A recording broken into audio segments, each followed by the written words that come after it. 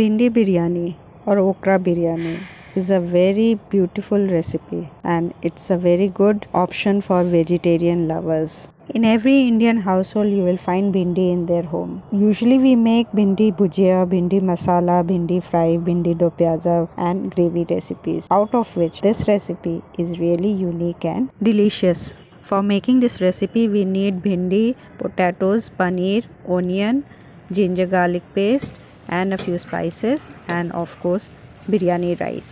Brown the thinly sliced onion. Fry the potatoes cut into half and marinated in turmeric, salt, red chili powder, besan and curd. While the potatoes are frying, wash and slit both the ends of the bhindi.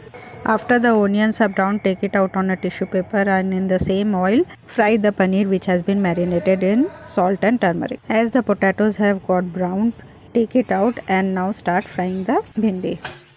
Arrange all the fried ingredients on a plate. In a bowl, take yogurt, besan, salt, turmeric and mix it well. Add onion seeds to it. In a kadai, add khara garam masala, ginger garlic paste, onion and tomatoes and saute it. Once they are sauteed, add the fried ingredients into it and start frying. I've also added slitted green chilies. Look at the color of the vegetables, they are looking so fresh and beautiful. At this stage add the yogurt mixture which we had prepared earlier and saute it nicely till it leaves oil. While the vegetable mixture is ready, we will start boiling the rice. Add khara garam masala and boil the water. Add the soaked basmati rice into it.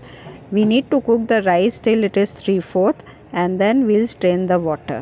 In this water we'll be adding salt and sugar. We'll strain the rice and keep it aside to cool.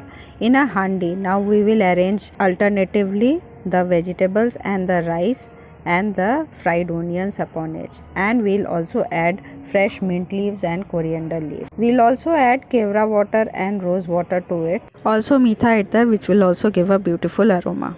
We'll seal the handi with an aluminum foil and place it on a tawa and we'll cook it on low heat for around half an hour. The leftover veggies will be used as a side dish. Now the biryani is ready and we'll remove the silver foil and open the lid. The room is filled with the fragrance of the biryani. What an aroma. I wish you could feel the aroma. Now you can slowly take out the biryani from the side. Do not overmix or else the rice will break. You can see the whole bhindi and the rice is also separate.